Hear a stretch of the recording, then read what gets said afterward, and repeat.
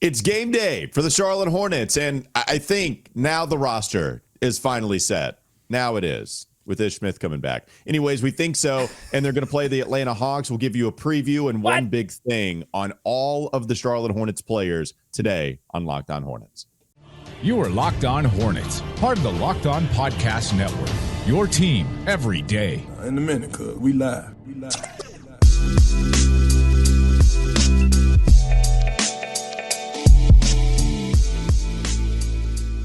It's Locked On Hornets, a part of the Locked On Podcast Network. It's your team every day. Thanks for making us your first listen. We are free and available anywhere you get your podcast. That includes YouTube. You see a jubilant Doug Branson wearing another shirt that he created on TeePublic. You can go find his work, too, as well on everyhornetsboxscore.com. Go ahead and show it off for the people, Doug. This one is a little bit like that small print sign in The Simpsons when Marge Simpson is protesting, but go ahead, Doug. Tell us what the T-shirt says. It's a T-shirt that's a take-up of a Dave Parker, Pittsburgh Pirate, pure 70s baseball player T-shirt. It says, if you hear any noise, it's just me and the boys stangin', which is a take-up of the Parker shirt that said, if you hear any noise, it's just me and the boys bopping.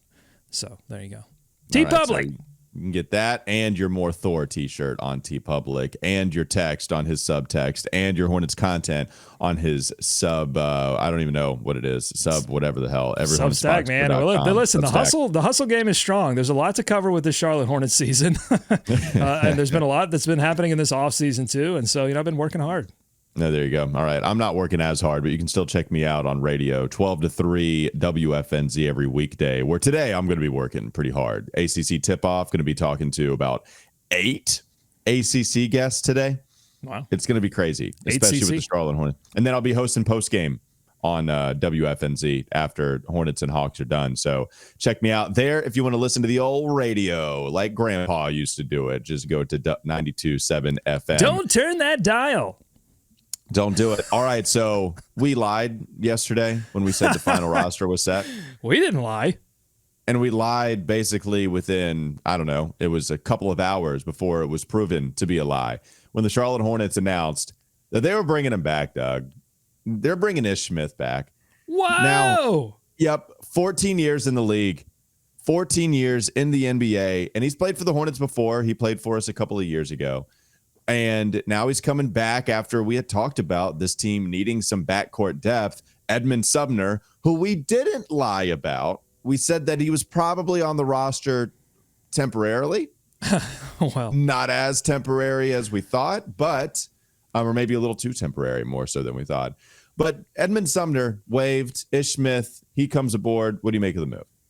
Well, I said on Sumner and a couple of these unguaranteed deals, I said, we don't know. They could be on the roster for weeks, months. We just don't know. I did not say hours. I did not anticipate there would only be a few more hours for Edmund Sumner. But I would say when I look at this move in a vacuum, that it makes sense because Edmund Sumner didn't really show me anything in preseason that would justify using him, in a backup point guard role. He was an insurance policy in my mind. And so they went out and got an insurance policy that gives them a little bit more playmaking, a little better trusted ball handling, somebody that has been in the Hornets organization before, but played under Borrego. So I don't know if there's necessarily any familiarity with what Clifford's trying to do.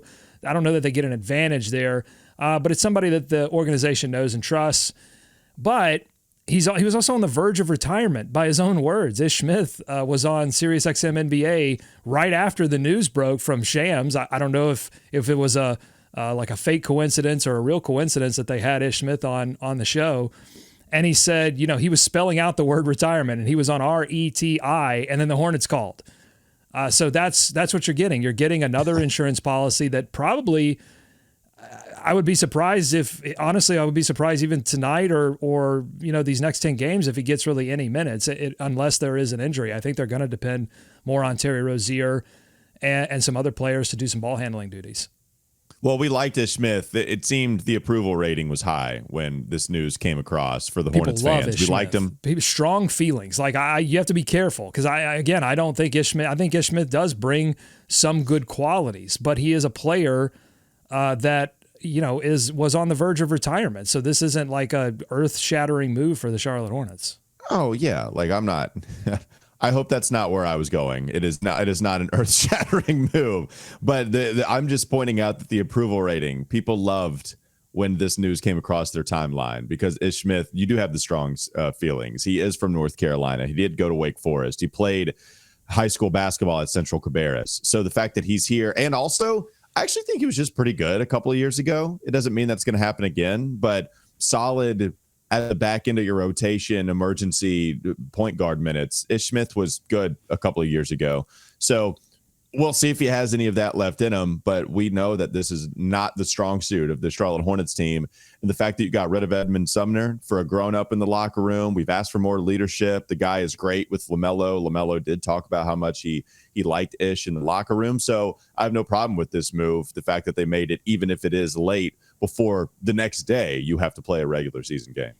Yeah, I think it's important to note, though, that he's not going to really replace anything that they're going to lose for at least the next 4 weeks in Frank Ntilikina. Now, Ish Smith he provides effort on the defensive end, but he has significant limitations on what he can do there. I mean, he can, provide a little bit of help up top, but, the bigger, stronger, faster guys are going to get by him.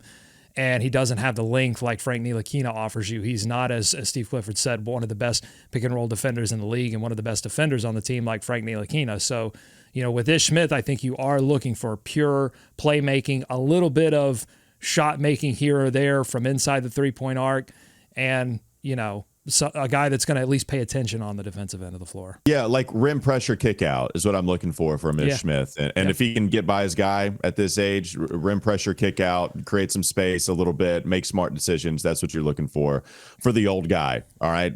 I think he'd be okay calling himself the old guy in the locker room.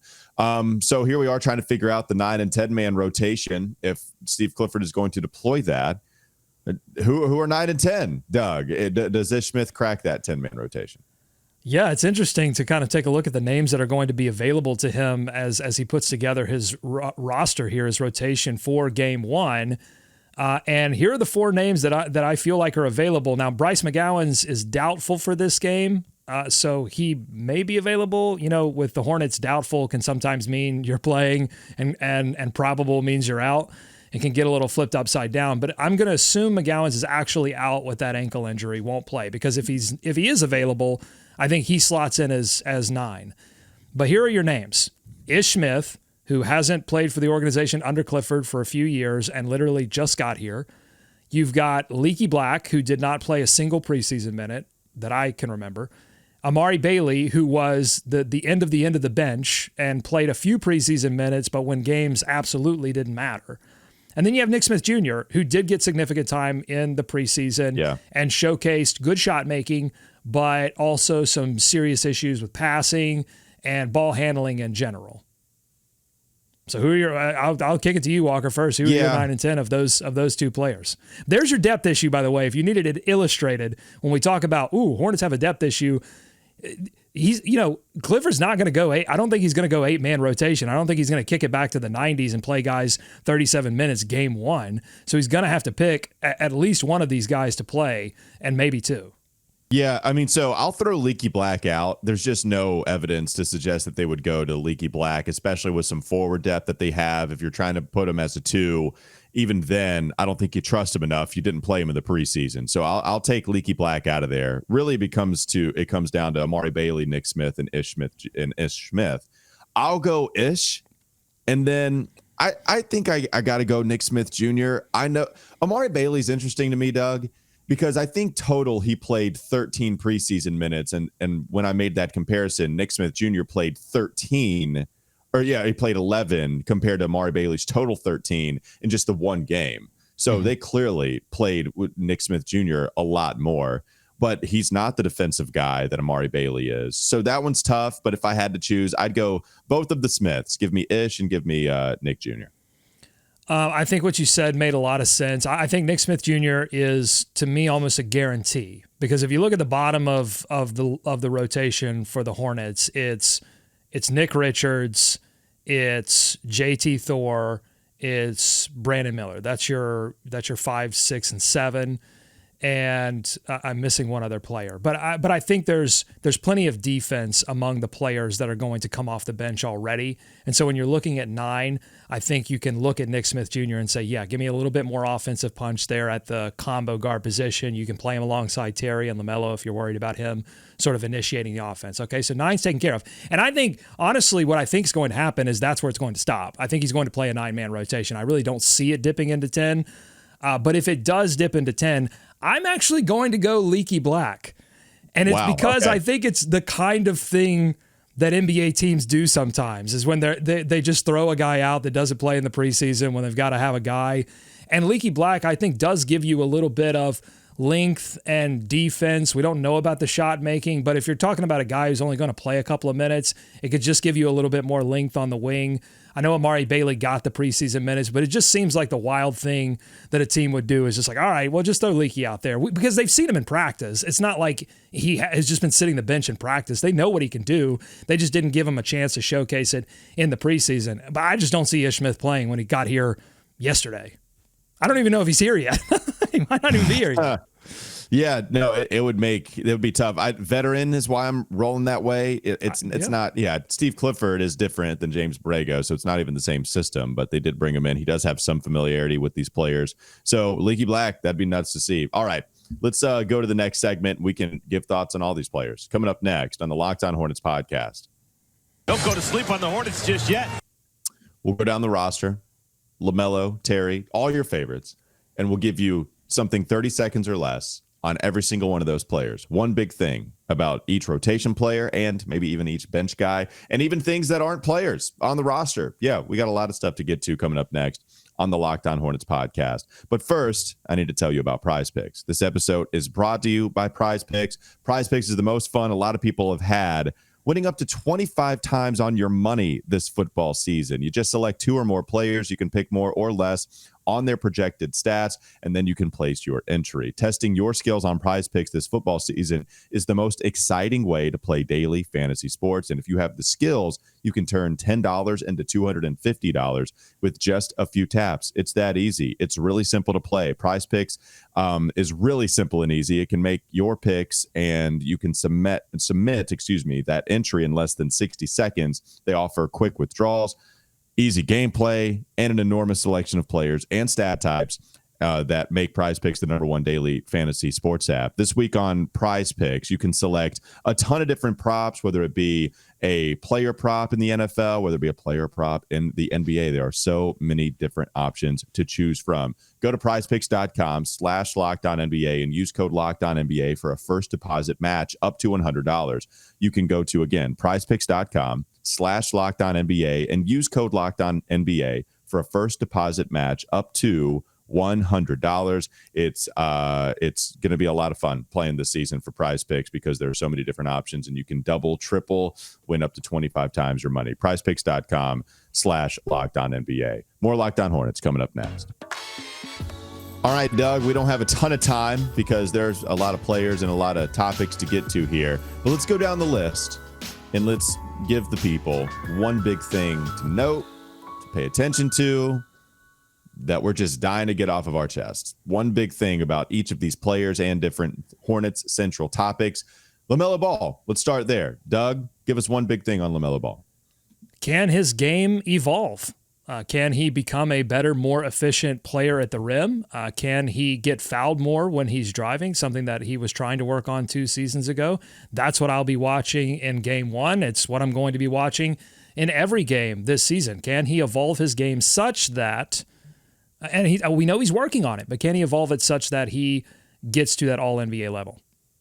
Yeah, that's the same one for me. I can't be any different. It's, can you get to 25 points per game and really become an all-NBA fringe player? Even if you're not going to be selected as a top 15 guy, are we going to be having that debate at the end of the season? So to me, that looks like getting to 25 points per game, looking better on defense, but really it's just being an absolute explosion of an offensive player, getting to the foul line more, getting easier shots. You're a good free throw shooter, so that's going to help you.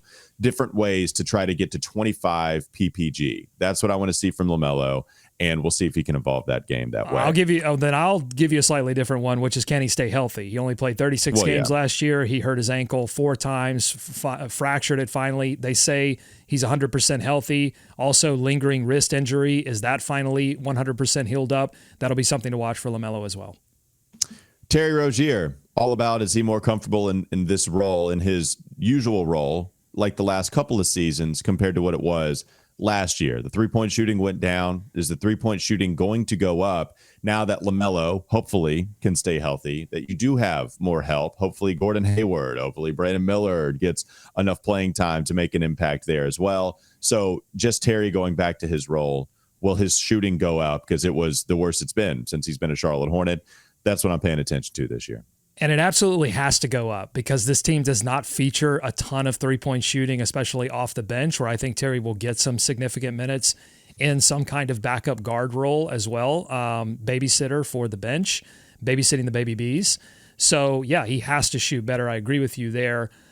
Terry Rozier, the one thing you need to know is that he was in Charlotte early, way before training camp started, and Steve Clifford could not stop talking about how good Terry looked, how locked in he looked.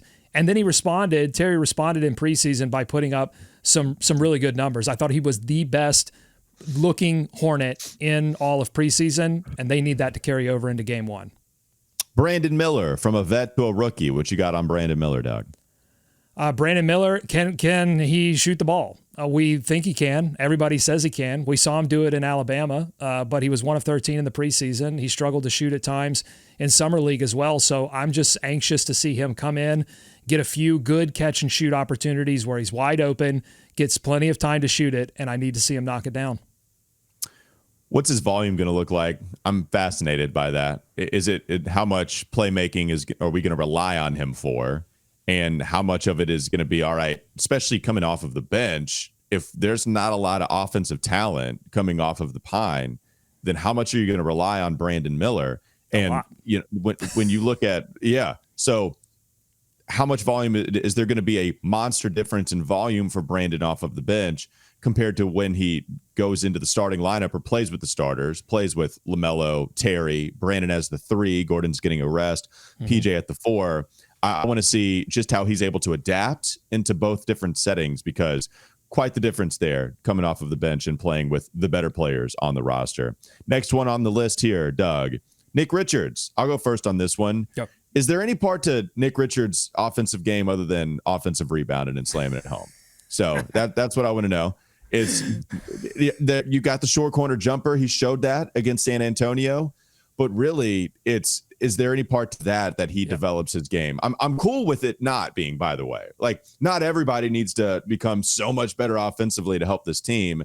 You know, better defensive positioning, and then offensively, can he just continue to gobble up the offensive glass and then slam it home? If he does that, then money well spent on the little contract that it is. Nick Richards, he's hiding a three-point shot, and I know it, and he needs to be a better defensive rebounder. That's what you need to do. There you go. All right, so next on the list, outside of Nick Richards, let's go to the other Nick. Lead us off here, Doug. Nick Smith Jr., another rookie. What do you make of his season upcoming? He's a dead-eye shooter, can get to his mid-range shot with ease, and is comfortable shooting. He's way less comfortable passing the basketball. There were opportunities for him. He doesn't need to make stellar passes, but his opportunities to make basic NBA-level passes, especially in transition, where you would like him to lead breaks, he doesn't appear like he can do it at a steady clip. And so I think he's going to get minutes early by virtue of these injuries, but I think his ultimate destination for this season is Greensboro. Does he become the surprise guy off of the bench to allow you to have some offense? Maybe it's not in the first month. Maybe it's not the second. But at some point, I don't know why, Bones Highland is someone that comes to mind for Denver. And it's not even that Bones Highland is an amazing basketball player. They traded him early in his career for a reason, because Bones was wanting to demand a trade or whatever. But off of the bench, he gave you 20 minutes, averaged 10 points. Not like he shot a crazy well from the field, but did shoot 36% from 3 on 5 attempts per game. Can Nick Smith Jr. be anywhere close to that realm in his rookie season? That's something that's possible and would be fun to see develop in his first season in the NBA. Mark Williams, second season in the NBA. did not contribute really the first 2 months. Certainly did when he did enter the rotation. I'll copy and paste really the expanding of the offensive game, but really man, is Mark Williams, is he going to flirt with top 10 center this year? Is he going to be in that neighborhood? Doug, I kind of take it for granted. I'm just assuming he's going to go ahead and be a top half center in the league. I don't think it's going to be that hard of a question to answer. I feel very good about that. Can he get to top 10? That's where it gets a little dicey, but I don't think it's out of the realm of possibility. The block shots are going to be there. The defense is going to be there. It's for the first time the Hornets have a center that can both defend the rim and you trust him to make like hard hedges and traps and different things. They can be more versatile defensively, especially up top. But the thing that I'm watching for is, can he be more physical? Can he get a body on a body, just like Nick Richards is going to be challenged all season long by Steve Clifford to be a better defensive rebounder, not just with the freaky long arms, but, putting his butt into somebody as well and knocking him out of the way. I'm going to go first on this one too. The new City Edition unis. Been taking a beat down. They've been taking a beat down. And are you ready? Are you going to zag? Are you zagging right here? People have the WFNZ listeners, they heard me yesterday. I don't hate them. Oh my God. Everybody else hates them. Everybody is comparing them to the New Orleans Hornets unis, saying they're way too close, and that represents a lot of pain. I view the New Orleans jersey as more of an aqua. I don't see it as much here. This is an age thing. You don't feel the pain. I don't think you really feel the pain like some of us that were a little bit more. I was definitely there for the pain. I definitely remember. I don't know. I kind of like it. So yeah, that's my take. Well, relative to the rest of the NBA City uniforms, which range from horrible to not as horrible, I would put them as not as horrible. The Nike, there's too many jerseys. I'm going to go old man, get off my lawn here. Like, too many jerseys. I'm done with it. I would just like to see them keep, the Men's City, the black Men's City jerseys, and their home and away. And let's just be done with it. Mitch Kupchak, I'll let you go first on this one, Doug. It would be a great deck chair shuffler on the Titanic. That's it. Does he? We got to go quick. We got. This is a lightning round, baby. We got to go quick. Okay. Yes. That's what's happening. Quick. That's what's happening with the backup point guard position. That's what happened for years with the center position is just shuffling around deck chairs, but the boat is sinking. Yeah. Is he even on the boat after this season? That's my question. All right. PJ Washington. Next one up. Doug, what you got for PJ? That just made me think that Mitch Kupchak with some of these comments that he's making about philosophy shifts and competing now, he is Billy Zane on the Titanic going, I have a child? You can't let me sink. I have a child? That's what he's doing to the new owners right now. What were we talking about? PJ Washington. PJ, we saw his offensive game expand last season. What does he do when he goes back to the bench? That's something to watch for. He needs to be a better rebounder. That's what everybody keeps telling us from the team. That's what they're looking for from PJ Washington. They need defensive rebounding from him as well. Does he just turn it up a notch even more so defensively now that he can really focus on it? I think PJ cares about that end of the floor. He's talked about it. I think he plays like it. So are you able to focus on that even more and buy into your role with LaMelo, Terry, Gordon, other players taking a little more care of the offensive end? So I'm excited about what PJ can do on that end. Eric Collins. What you got for Eric Collins here, Doug? Come diddly-dee! That's all I got. Yeah. I'm glad to. I'm going to be happy to hear you see it going again. Yeah.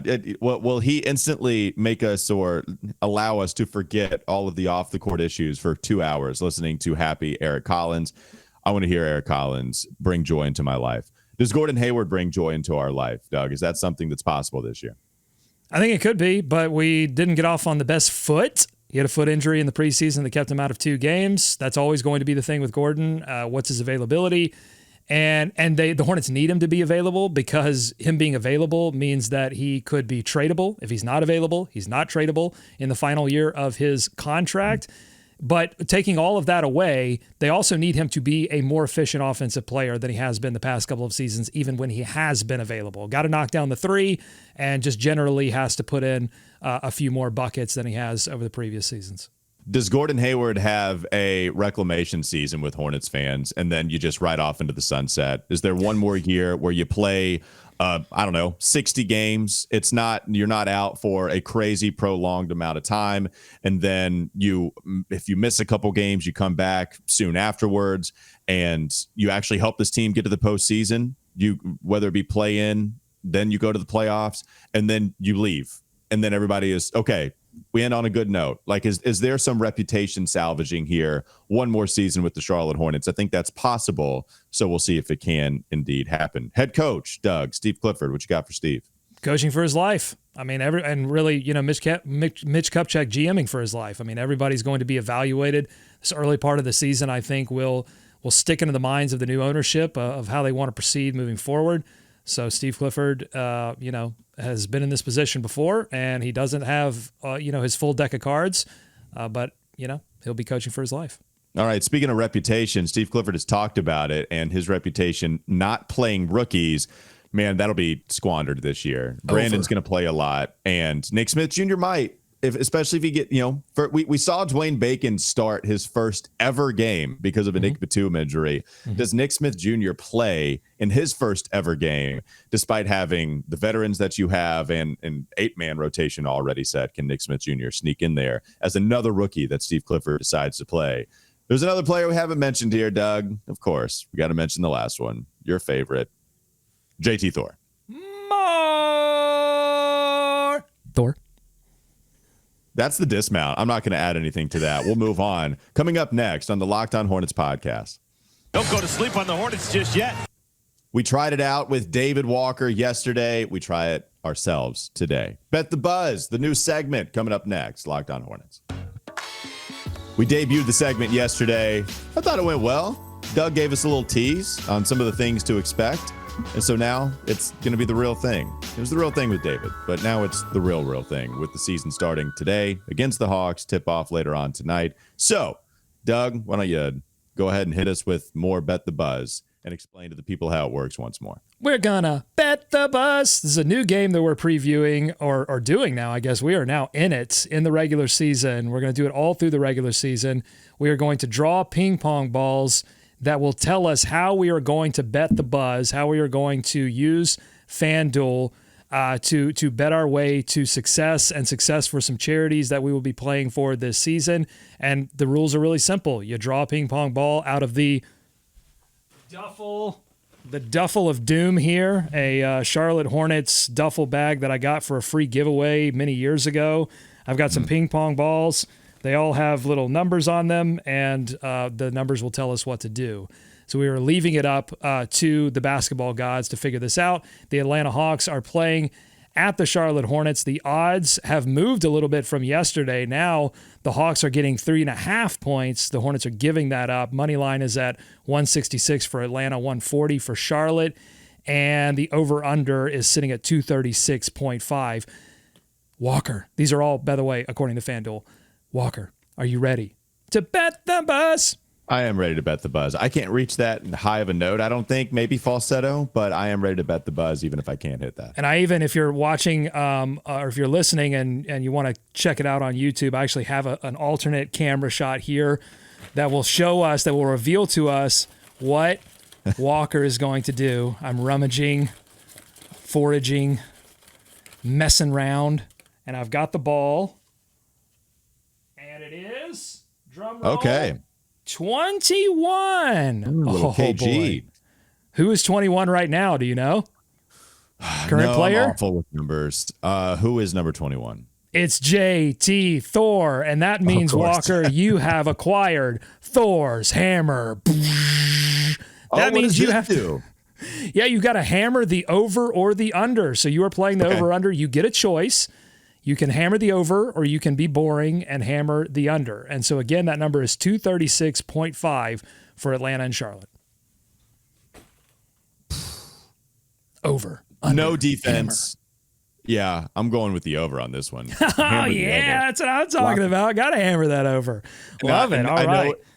It goes against, I don't think this should be the case in a season opener, but we know the Hawks don't play defense. We know the Hornets, at least at least for a little while, weren't playing defense. Now with Steve Clifford, I don't know. But yeah, I'm still going to take the over on this one, and we'll see if the Hornets can do the heavy lifting. And just so you know, Walker, so all of the bets, by the way, are typically $1. Some of the bets require you to bet more than that, but most of the bets are just $1 because we're playing with a $25 pool each. And so the bets are small, but ultimately the money that goes to charity will be worthy of money that goes to charity. But $1 bet on the over for this game will win you 91 cents. You will be 91 cents closer to victory for the entire season. Sweet. So congratulations. Yeah. All right. Feeling Okay, the here we cash go. flow Here's already. my selection. All righty. Got to really mix these up. I want to make sure. There's one ball in here, by the way, I'll tell you.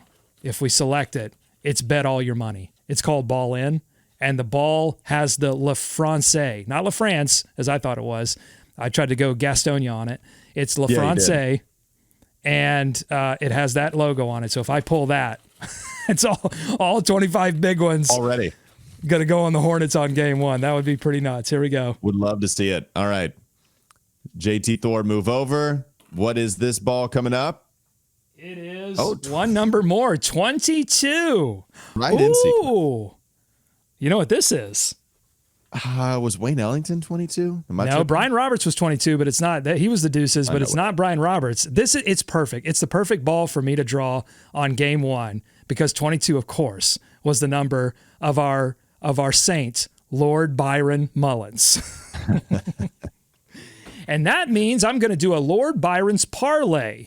And the rules on the parlay are that I have to draw from the mug again. The mug has 2, 3, 4, or 5 in it. And I'm going to draw from the mug to figure out how many legs of the parlay I can take. Or for ease, I could take the single game parlay that FanDuel offers. So let me do it. All right, not to change the game already, but for Lord Byron Mullins, can we have stash cash where you have to bet more than just $1 because the stash cash of Byron Mullins it calls for more than $1? I don't know. That's a great idea that could have been levied at any point prior to airing this show. But I'll take it under consideration for next game.